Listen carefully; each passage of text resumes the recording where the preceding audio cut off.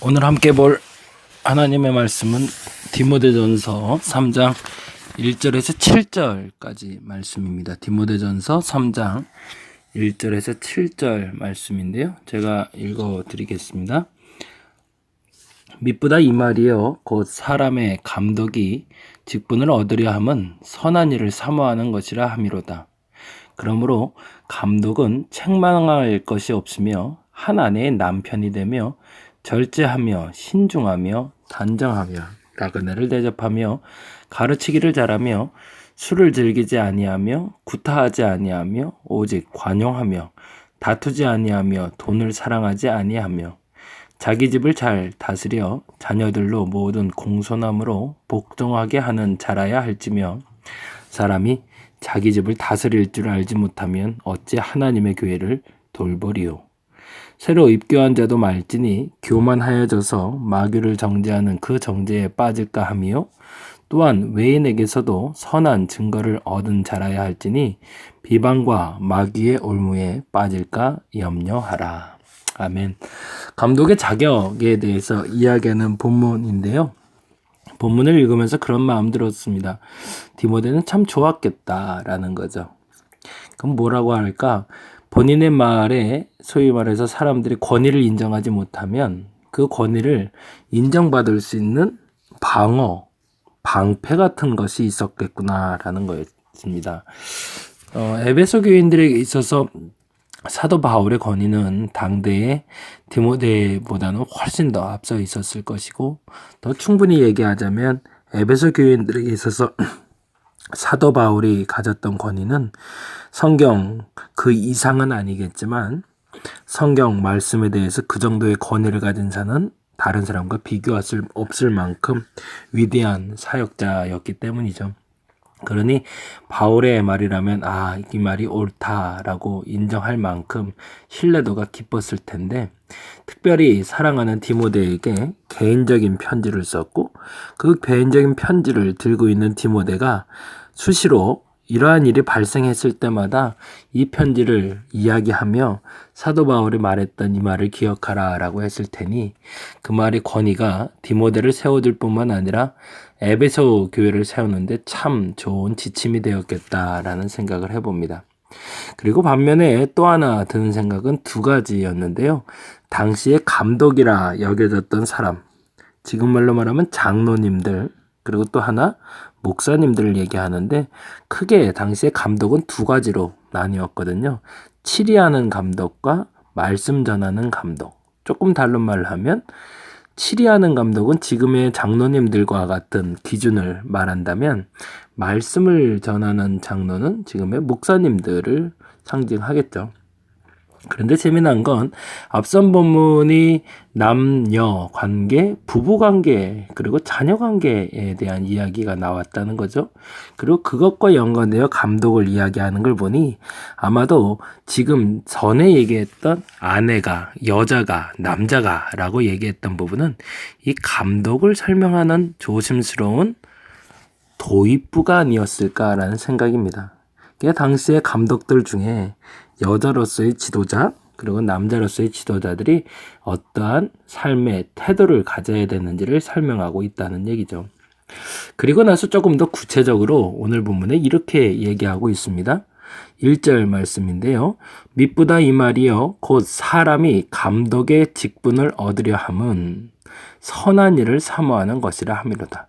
이 부분이 굉장히 중요하겠죠. 왜 감독이 되고 싶냐라는 거죠. 너 왜 감독을 하고 싶은 거냐? 그 이유는 선한 일을 사모하기 때문이라는 거죠.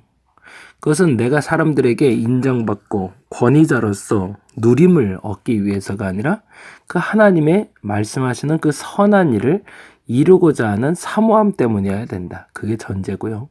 그리고 두 번째, 아주 재미난 이야기가 이 자리에 나와요. 감독은 어떤 존재라는 거죠? 책망할 것이 없어야 된대요. 그건 무슨 말일까요?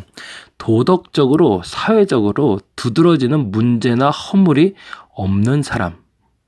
더 정확히는 도덕적으로나 인격적으로나 오점이 없는 사람이어야 된다는 겁니다.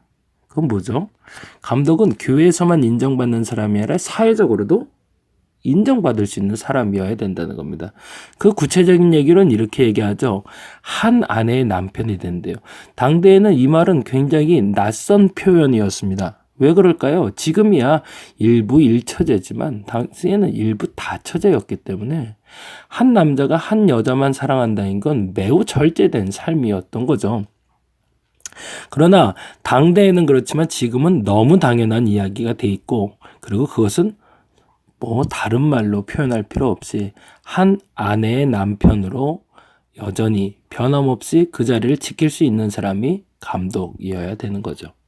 또 하나 절제라는 단어가 나오는데, 이 절제는 앞서 말씀드린 한 아내의 남편이 되며 절제하며와 연관될 수도 있겠지만, 조금 더 구체적으로 얘기하면 한 가정의 수입에 맞춰 절제하지 못하고 분수에 넘치는 과다한 지출을 하는 어리석음이 없어야 된다는 겁니다. 근데 왜 그렇게 과다 지출을 할까요? 간접적인 경험이지만 조심스러운 단어를 이야기하자면, 대체적으로 신앙이 좋다는 사람 치고 헌금 생활이 그릇된 사람은 없습니다.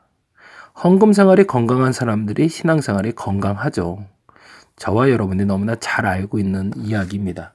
그런데요, 제가 조심스럽다고 말하는 이유는 때때로 보면 헌금을 너무 과하게 하는 분들이 있어요. 과하다는 건 뭘까요? 본인의 분에 넘치게 믿음이 좋다는 착각하에 본인이 감당할 수 없는 물질을 헌금으로 제공하고 가정의 궁핍을 가져오는 경우들을 보기 때문에 그렇습니다. 실제로 그러한 경우들로 인해서 가정이 파탄나는 경우들도 있고요. 부부관계가 원만했다가 서로 간에 갈라지는 경우들도 많이 봤고요. 때때로 그 일 때문에 교회가 파탄나는 경우들도 왕왕 보게 됩니다. 부탁드리는 겁니다. 목사이기 이전에 신앙인으로서 성도로서 요청을 드리기는 절제된 헌금 생활을 하시기를 요청드려 봅니다. 교회에 많은 재물을 헌납한다고 헌금한다고 하나님 기뻐하지 않습니다.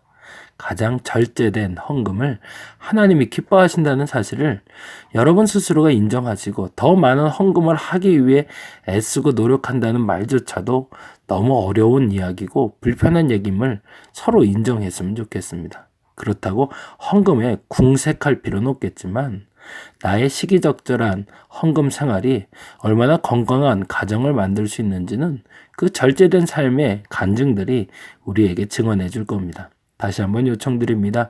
한 아내의 남편으로 절제하는 것도 물론 중요하지만 물질에 대한 건강한 절제와 풍요를 누릴 수 있는 여러분들이 되었으면 좋겠습니다. 그리고 또 하나 신중하다라는 표현이 나옵니다. 신중하다는 것은 다른 말로 하면 성도들에게 모범이 되다라는 겁니다. 성도들에게 모범이 될 수 있는 신중함은 어디서 드러날까요? 말조심이겠죠. 말을 아낄 줄 아는 사람, 들어주기를 잘하는 사람이 장로, 그리고 감독, 목사여야 된다는 겁니다. 남의 말은 듣지 아니하고 자기 말만 하기 좋아하고 자기 의견만 밝히는 사람, 그런 사람은 우리는 신중하다고 결코 말할 수 없겠죠.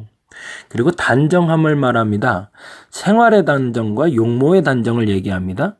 근데 참 재미난 건 이 중에서 외모나 혹은 선천적으로 뛰어난 것에 대해서 강조하는 것은 아무것도 없다는 거죠.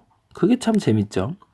감독의 지침을 얘기하며 책망할 것이 없고 절제하며 신중하며 단정하며 그리고 이후에 말드릴 나그네를 대접하며 가르치기를 잘하는 것들은 선천적으로 잘하는 것들, 선천적으로 뛰어난 것들이 아니라 스스로를 점검하며 훈련받은 습관이 온전히 완성된 사람을 말하고 있다라는 거죠. 특별히 나그네를 대접하는 것, 그리고 가르치기를 잘한다는 것이 감독의 매우 중요한 요소로 드러나고 있습니다.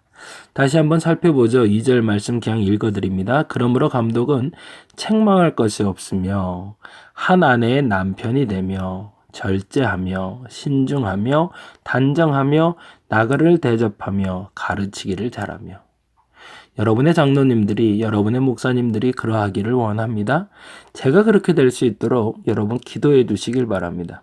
그리고 제가 나그네를 대접할 수 있도록 여건도 마련해 주시고 가르치기를 잘할 수 있도록 여건도 마련해 주시면 참 좋겠다라는 생각이 듭니다.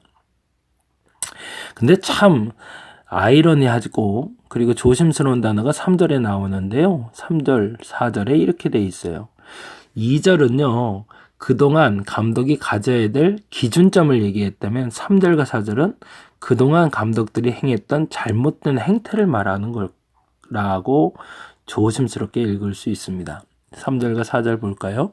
술을 즐기지 아니하며. 그건 무슨 말일까요?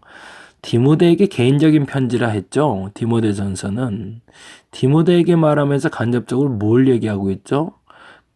에베소 교회 감독들 중에 술을 즐기는 사람이 있었다는 얘기네요. 그리고 또 구타하지 아니하며, 구타하는 사람도 있었네요. 오직 관용하며 다투지 아니하며, 자꾸 싸움을 일으키는 사람도 있었네요. 무엇보다 돈을 사랑하는 사람도 있었다는 얘기네요. 그때나 지금이나 별반 다를 거 없을 것 같습니다. 지금은 그래도 그나마 술 즐기는 목사님들은 한국 교회는 그리 많지는 않는데 구타, 다툼, 돈을 사랑, 이건 왠지 목사로서 저도 참 부끄러운 고백이지만 지금도 현현되고 있는 왕왕이 지금도 말해지는 부분이라 마음이 좀 속상함이 있습니다. 그리고 또 하나, 자기 집을 잘 다스려 자녀들로 모든 공손함으로 복종하게 하는 자라야 할지며, 여기에 말할 때 복종이라는 단어보다 공손함으로 복종이라고 나오죠. 자, 이쯤 되면 당시의 감독의 행태가 얼마나 부끄러운 행태였는지 드러나고 있고, 지금의 인정받지 못하고 존경받지 못하는 목사님과 장로님들이 뭐 때문에 존경받지 못하는지도 우리 점검해 볼 수 있을 것 같습니다. 오늘은 그렇게 기도해 볼까요? 저를 위해서도 기도해 주시고 여러분의 교회의 장로님들, 목사님들을 위해서 이렇게 기도하시면 좋겠습니다. 우리 목사님이, 우리 장로님이 책망할 것 없는 사람 되게 해주시고 절제하는 사람 되게 해주시고 신중하고 단정하며 나그네 대접하기를 즐기고 가르치기를 잘하는 사람이 되게 해달라고. 이렇게만 기도하면 좋겠는데 혹여 3절과 4절에 엮여있는 장로님과 목사님을 안다면 이 또한 기도해 주시기 바랍니다. 우리 목사님, 장로님 술을 좀 즐기지 않게 해주시고 구타 그만하게 해주시고 관용과 다툼이 좀 없게 해주시고 돈 좀 사랑하지 말게 해주시고 자기 집 좀 잘 다스려서 자녀들이 공손함으로 복종하게 하는 목사님, 장로님 되게 해달라고. 이렇게 기도하다 보면 속상할 것 같은데 만일에 그게 사실이라면 그렇게 기도하는 게 맞겠죠.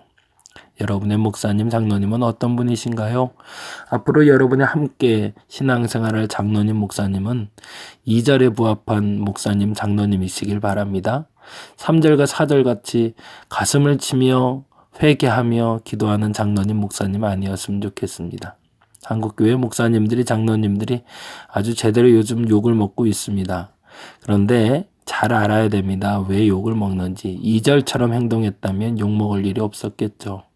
어찌 보면 3절과 4절처럼 행동했기 때문에 욕을 먹는 거겠죠.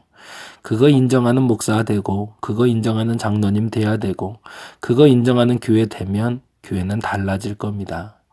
어찌 보면 지금 우리에게 너무나 소중한 말씀이 아닐까 싶네요. 우리의 교회는 어떠한가? 우리의 목사님, 장로님 바른 길로 가고 있지 않다면 바른 길로 가게 해달라고, 바른 길로 가고 있다면 그 길 끝까지 지키게 해달라고, 그렇게 기도하는 오늘 한날 되시기를 간절히 바랍니다. 기도하겠습니다. 오늘은 교회 지도자 되는 감독에 대해서 같이 말씀을 나눠봤습니다. 얼마나 부끄러운지 모릅니다. 가급적이면 2절 같은 말씀대로 저도 살아가고 대한민국의 목사님, 장로님들이 그러기를 원합니다. 책망받을 것 없었으면 좋겠습니다. 하나님의 남편으로 절제하기를 원합니다. 신중하기를 원합니다. 단정하기를 원합니다. 나그네 대접을 즐겨하고 가르치기를 잘하는 목사님, 장로님들 되게 하시고 저도 그러한 사람 되게 하여 주옵소서. 술을 즐기지 아니하고 구타하지 아니하며 관용하지 아니하며 다투지 아니하며 돈을 사랑하지 아니하며 자기 집을 잘 다스려 공손함으로 복종함으로 자녀들을 다스리는 사람, 이런 부끄러운 성도들의 기도를 듣는 목사님, 장로님들이 이제는 더 이상 없게 하여 주시옵소서. 감사합니다. 고마우신 예수님 이름으로 기도드렸습니다.